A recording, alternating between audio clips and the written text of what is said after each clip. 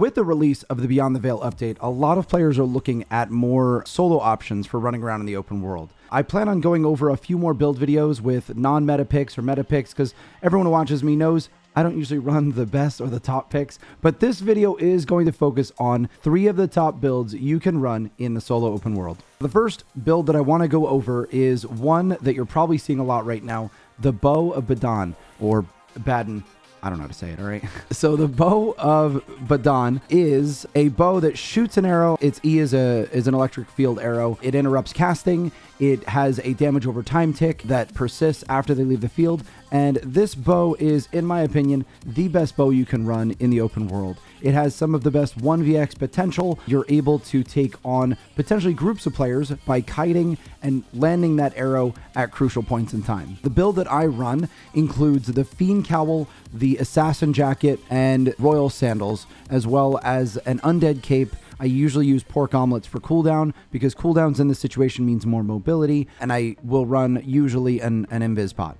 Now, an alternate hood that I do like to also wear is the Skinner Cap. This is because if you can land someone in a Skinner Cap trap and then hit them with your E, it's devastating. So that is also a really fun option that you can use. And honestly, if you can pull it off, it's absolutely hilarious. So this is the build. It is incredibly useful within the mist, within the open world, just good for running around solo. With this, you can dismount people, you can go after gatherers, and you can fight outnumbered depending on what you're fighting. If you're up against the healer with this one, honestly, if they're decent, back off. That's what Frost Shot is for. You can just use your superior mobility and get out of the situation. But other than that, yeah, just an all-around excellent build to use in the open world. The second build I want to go over is the One-Handed Spear. Now, the One-Handed Spear is an excellent 1vx build. It's good at dismounting people, catching gatherers, and it's great for long sustained fights. Now, just like the bow, it does not excel well at versing healers. So if your opponents are some gankers, no heals, you can absolutely go for it. But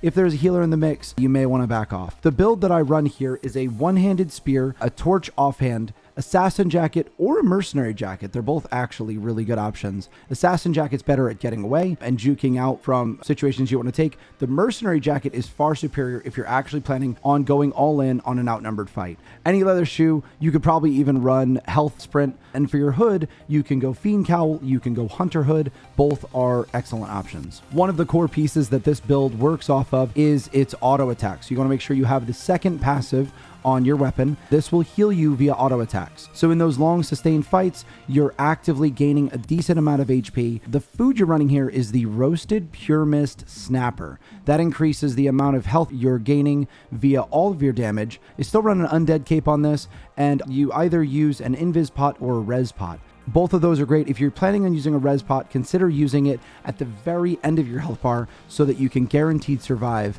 when your Undead Cape is going to proc. If you're using something like a Merc Jacket with this build, I have seen some ridiculous plays, especially out of, if you guys are familiar with Nomad Poncho, he runs this build all the time, absolutely can take like 1v5s at times. Honestly, the weapon is just, I would put it as number 1 when versing opponents in an outnumbered situation. So great build, give it a shot. One great part about the spear is the variety of W choice that you have. When using something like Mercenary Jacket, you can pair that well with Forest of Spears to pretty much completely heal up from like 40% HP. You also have that as a great outnumbered fight choice. There's also Impaler when trying to catch people or slow them down. And honestly, I think Inner Focus is just great at movement and possibly getting away. Deflecting Spin is also an excellent option for versing people that are going to just pump out raw damage at you if you're versing something like a crossbow. So just excellent choices there. Keep that in mind when running the spear. So the third build on the list, and probably one you're seeing more than anything else right now, is the Battle Bracers.